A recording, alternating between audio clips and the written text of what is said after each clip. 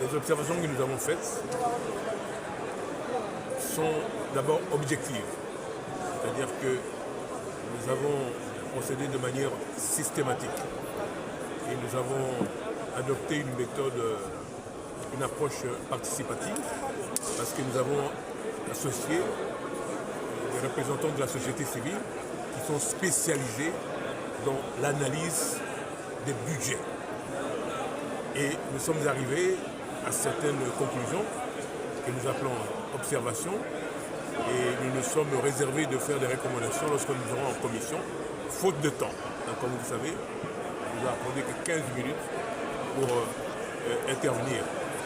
Alors, la remarque générale, d'abord, c'est par exemple en ce qui concerne le taux du franc congolais. Je vous rappelle que le budget, ce projet de loi de finances a été élaboré en tenant compte d'un taux du franc congolais qui ne correspond pas à l'appréciation qui est postérieure au dépôt de la loi de finances par la Première ministre à l'Assemblée nationale. Donc ça veut dire que là, la Commission aura du travail à faire à ce propos-là. Parce que sinon, ça va être un budget imaginaire. Ça, c'est la question fondamentale.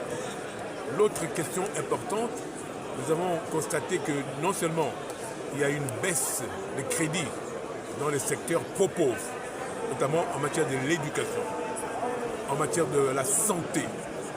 Et puis ensuite, il y a une déficience dans la mobilisation financière. Et parce que la République démocratique du Congo est confrontée à d'énormes problèmes qui nécessitent des gros moyens. Et il y a deux manières de procéder. Soit il y a une capacité de mobilisation sur ressources propres à la RDC, ou alors compter sur la contribution des partenaires au développement. Alors, mais le premier effort, c'est sur le plan national. Et nous avons constaté que au budget, les crédits qui sont réservés à l'éducation ont été diminués, ce qui ne correspond plus à nos engagements internationaux en la matière. En matière de santé, c'est la même chose. La part réservée à la santé a diminué. Alors que vous voyez, il y a beaucoup de maladies, comme dernièrement le choléra, tout. Il y a des programmes de santé universelle, tout. Et ça nécessite de gros moyens. Alors, donc il y a une certaine incohérence dans l'élaboration de ce budget. C'est ce que nous avions voulu relever. Concernant l'environnement, le dernier rapport de la Banque mondiale à ces propos relève que nous sommes en train de louper environ 400 milliards de dollars sur le plan environnemental, tout simplement parce qu'on n'a pas d'expertise et il n'y a pas de certification de nos ressources. Alors que la RDC, dans le bassin du Congo, est considérée comme le deuxième poumon de la planète en matière d'environnement. Et la RDC contribue efficacement à la survie de la planète. Voilà, et quelques sujets assez importants que j'ai voulu relever avec mes collègues dans le cadre de notre groupe parlementaire, en associant le réseau gouvernance économique et démocratie, qui est le produit de la société civile. Merci, honorable. Merci.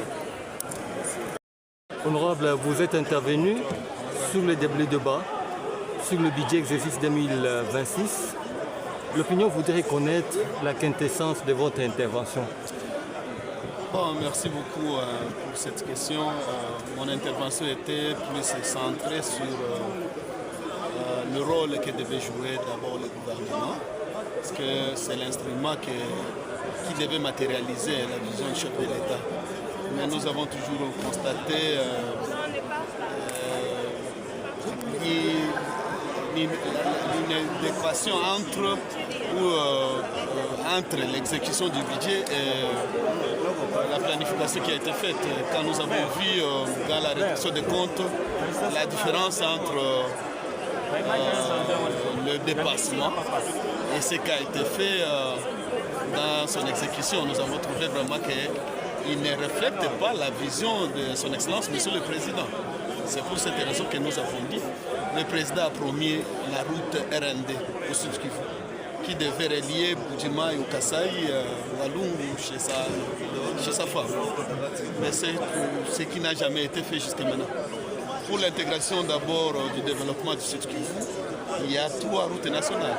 La RN5, où vous voyez englouti des camions sur le Luanga au niveau de Vira vers Fizi, et c'est un problème. Au niveau de la RN3 vers Walikale. Et si vous trouvez très bien, ce sont là les lignes de front. C'est-à-dire, comme le budget est dans les contextes sécuritaires, franchement, les projets de développement qu'a dit le président de la République devait normalement refléter, visualiser dans le budget. Il a parlé de plus de 5 milliards de dollars qui devaient être donnés aux zones occupées. Franchement, quand nous lisons le budget, il n'y a rien qui a été pris en compte. Nous avons aussi parlé de parcs. Vous savez, les populations qui ont concédé le forêt doivent aussi bénéficier des projets intégrateurs. Je parle de mon territoire de Chabunda. C'est vraiment inadmissible que nous ayons concédé plus de 80% du parc de Kaouzi-Biega, mais aucun projet d'intégration. C'est pour cette raison que nous avions proposé qu'il y ait 4 barrages. Et cela, ça va d'ailleurs éviter que les riverains puissent menacer un peu la forêt. Nous avons parlé de la construction de 14 écoles. Si ces écoles ne sont pas construites, les riverains sont obligés d'entrer dans le parc, chercher le bois, chercher le paille et tout.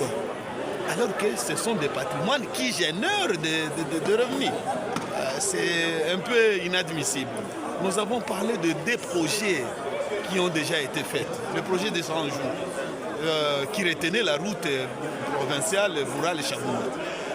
Et les projets de 145 territoires qui, jusqu'à maintenant, aucune infrastructure n'a déjà été remise parce que n'étant jamais été terminée.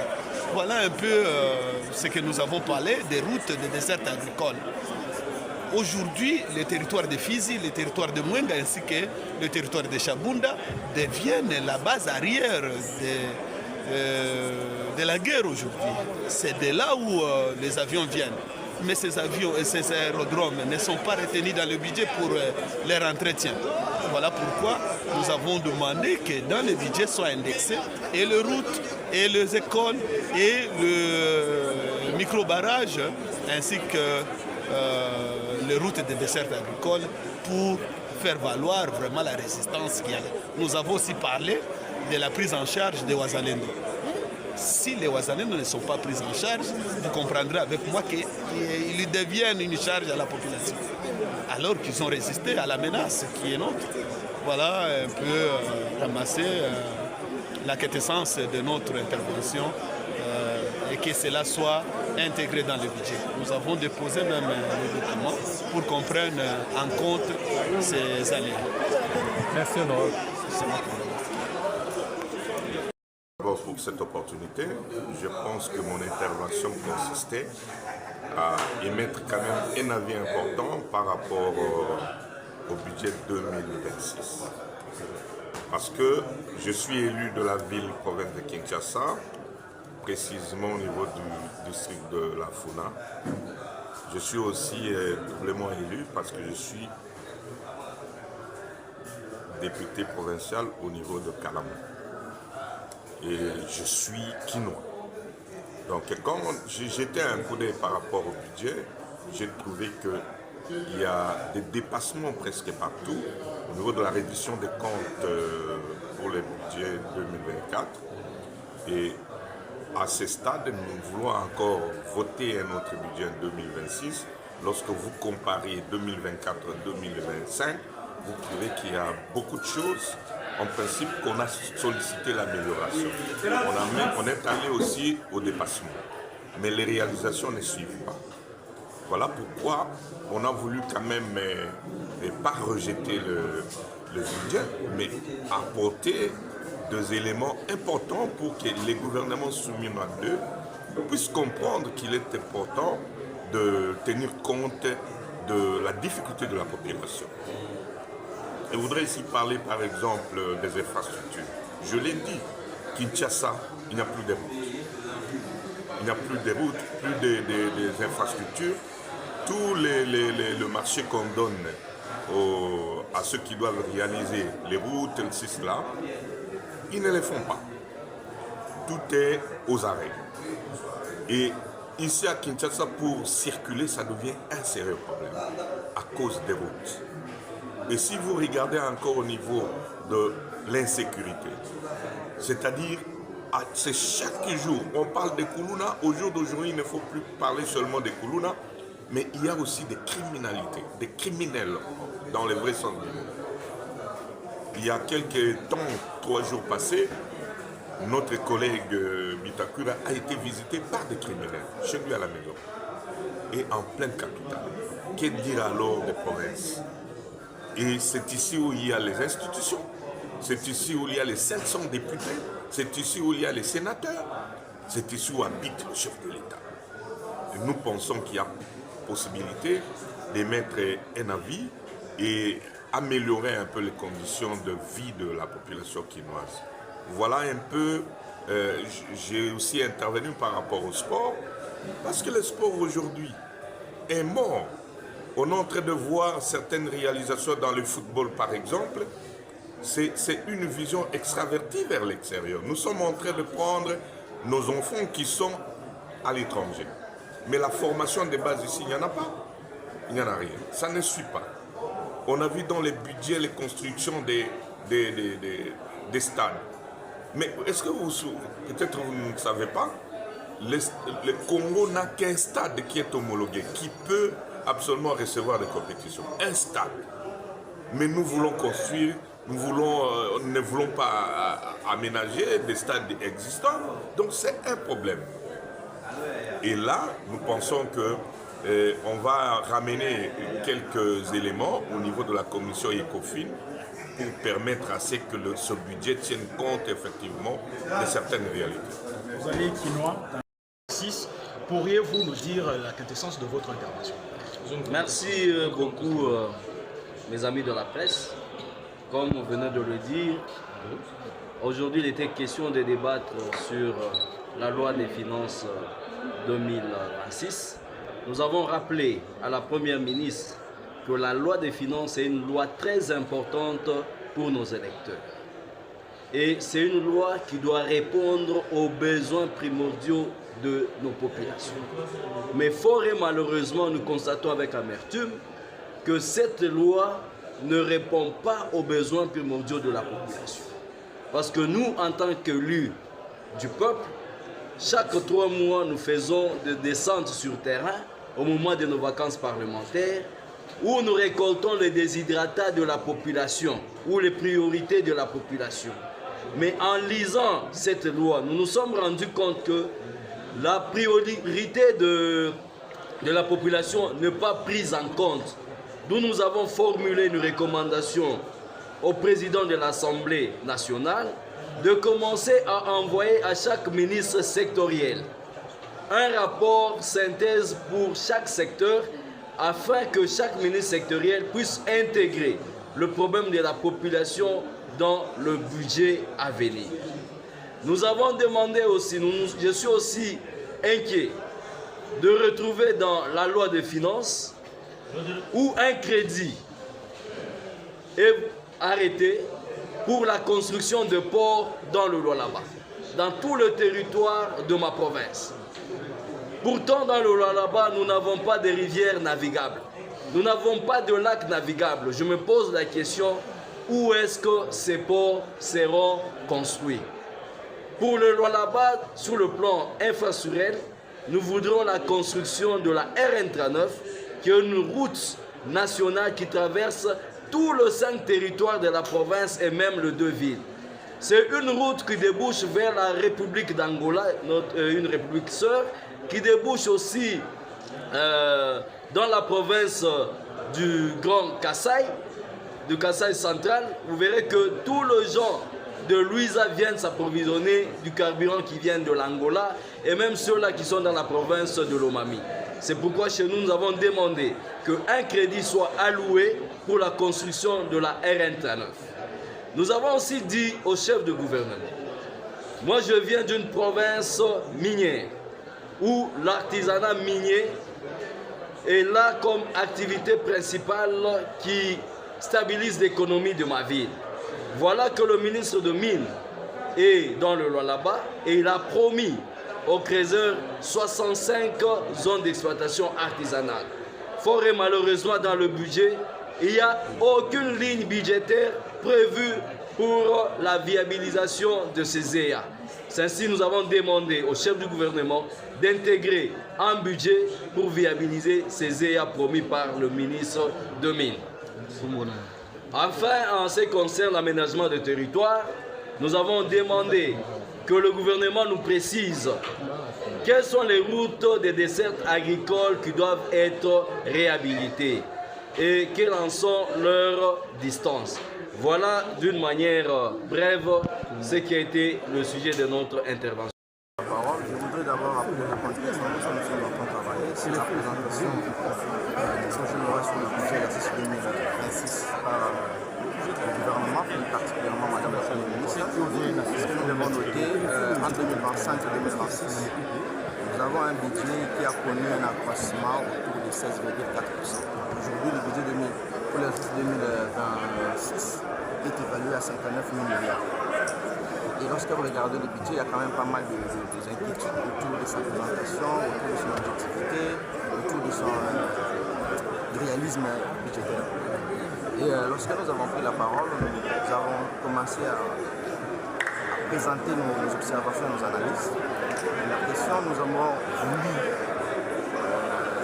que Madame la Première ministre nous dise exactement quels sont les paramètres aujourd'hui qui ont permis de faire évoluer le budget de recettes courantes. C'est-à-dire que ce budget-là passe des 29 000 milliards à 34 000 milliards, soit 16,4% de variation.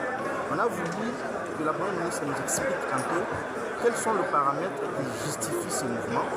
Je pense qu'en fonction de sa réponse, ça nous donnera au niveau de la Commission économique et financière contrôle budgétaire quelle est la posture que nous devons prendre pour bien analyser cette évolution. Nous sommes allés plus loin à présenter une inquiétude en ce qui concerne la loi de 69, l'ordonnance loi de 69 sur les impôts cédulaires sur le revenu.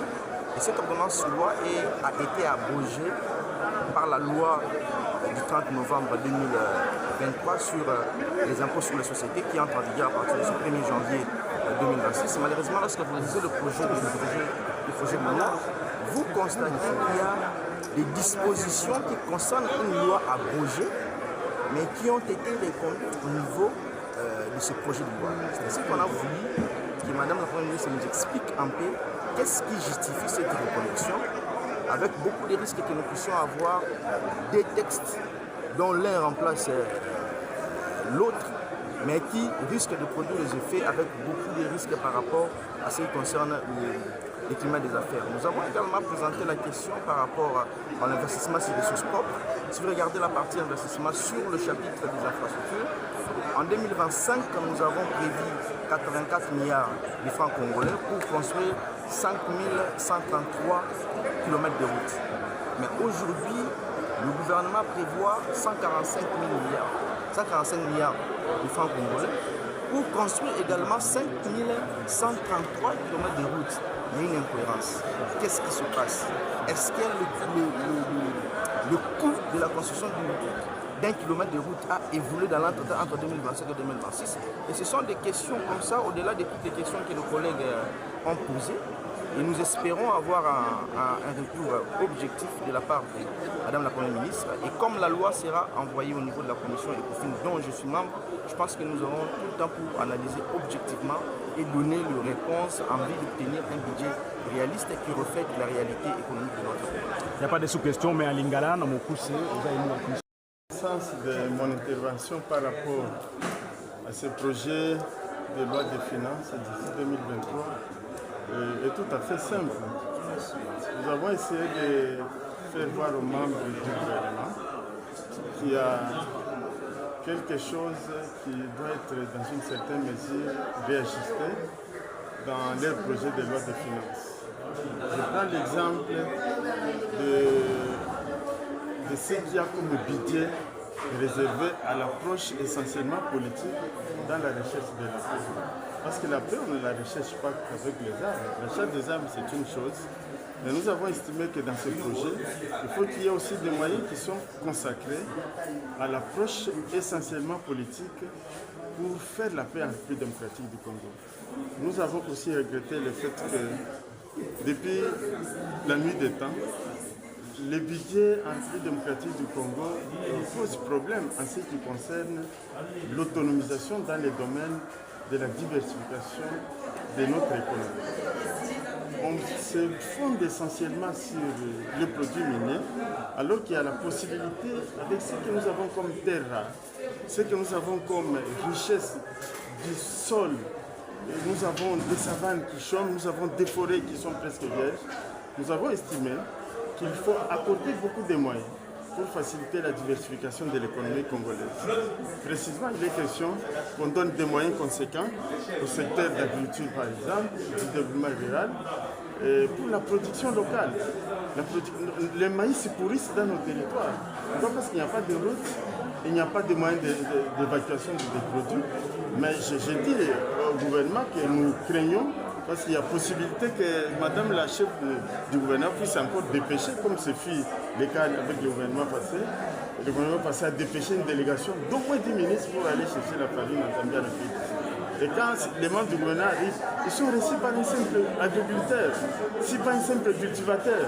C'est quand même, ça fait honte pour tout ce que nous avons comme atout géoéconomique pour pouvoir produire localement. Nous avons aussi estimé, dans le cadre de ce budget, qu'il y a eu des discussions qui ont été engagées par le gouvernement et les autres pays, les banques syndicaux. Mais est-ce que le budget tel que présenté aujourd'hui permet de résoudre ce problème des nouvelles unités, des non payés, des professeurs d'université, et si vous voulez tous les autres enseignants? Et j'ai même dit, c'est le gouvernement qui clochardise ses propres professeurs d'université dans notre pays. Nous avons aussi insisté sur les moyens qui sont alloués au secteur de l'enseignement supérieur universitaire. Nous avons estimé que ces moyens-là ne suffisent pas. Pourquoi ces moyens ne suffisent pas? Parce que partout ailleurs au monde, on fait de la recherche, on fait de l'enseignement supérieur, université, recherche scientifique et innovation, un outil de souveraineté. Pourquoi? Parce que c'est là qu'on peut former des acteurs capables dans tous les domaines pour pouvoir relever les différents défis, y compris dans les domaines de guerre et même dans les domaines de l'autosuffisance. Et nous avons aussi dit, dans ces documents-là, le secteur des transports développe des beaux discours. C'est très bien expliqué. Mais en réalité, on nous parle des ponts et des routes d'intégration régionale. Mais nous allons attendre, vous verrez si Dieu nous prête vie, même la législature prochaine, du moins pour ceux qui seront là, ils viendront encore voir que ces ponts et ces routes ne seront pas là. Nous ne voulons plus de la théorie, nous voulons la praxéologie, nous voulons la pratique. Si nous voulons lutter essentiellement contre la pauvreté, nous avons intérêt. Et nous avons aussi regretté le fait que la voirie casse les routes dans nos quartiers. Et on abandonne ces routes pendant 2 ans. C'est comme si les Congolais sont des simples esclaves modernes, ce n'est pas normal. En fait, il y a eu beaucoup de choses que nous avons essayé de soulever dans la loi de finances, mais les minutes n'ont pas suffi pour qu'on puisse donner tout ce qu'il fallait. Et voilà, je peux m'arrêter là, mon cher. Kisangani, Kinshasa, Mbandaka, on peut amener les produits transférés aux villageois et puis on peut évacuer les produits agricoles. Mais j'ai constaté que le gouvernement a totalement oublié cet esprit dans ses projets de budget. Voilà. Bon, honorable, vous êtes élu de Kinshasa en Lingala. En Lingala, c'est que vous... Non, mais dans l'opérative Makambo, il y a transport, il y a Batuna Kinshasa, tout le monde a battu autant de Makolo. Peu de sous en place de l'équipe. Ce qui vraiment a fait ici ma coquine à Onatra, va réhabiliter chemin de fer, voie ferrée entre Kitambo, Naga Central, et puis entre la centrale et l'aéroport. On va participer à quelques lignes ferroviaires à Kinshasa. Donc, on a une solution pour le transport. La personne qui est à Paris, ceux qui sont à Paris, par exemple, malgré que vous avez à Malamo, vous avez un bus, un taxi. ce qui Paris, chemin de fer exalté, train d'habitude exalté, je crois que moi il faut fonctionner bien.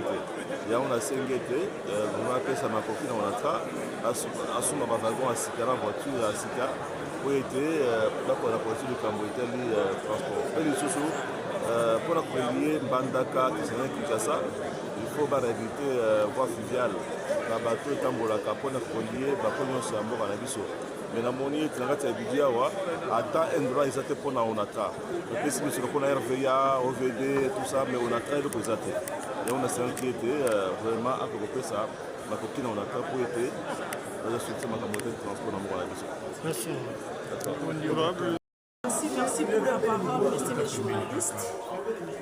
J'ai pris une motion d'information concernant les compteurs prépayés dans le territoire de Songolo, le plus précisément dans la cité de Kimpese. En fait, c'est en date du 7 mai que j'avais pris la parole ici, dans notre assemblée, pour dénoncer. Il y a eu mort d'homme le 23 janvier passé. Alors, c'était un problème de surfacturation de la Régie des eaux et du côté de la SNEL. La hiérarchie a décidé qu'on puisse revoir les factures à la baisse et puis implanter des compteurs. En lieu et place de baisser les factures, en lieu et place, n'est-ce pas, de placer ou d'implanter les compteurs, ils viennent imposer à la population de Kimpese les compteurs prépayés. Mais la population ne veut pas de ça. Nous avons connu déjà les morts d'hommes. Ils veulent encore que les gens meurent. C'est pourquoi nous disons nous allons interpeller le ministre de l'Énergie et les DG de la SNEL. Merci. Merci, honorable.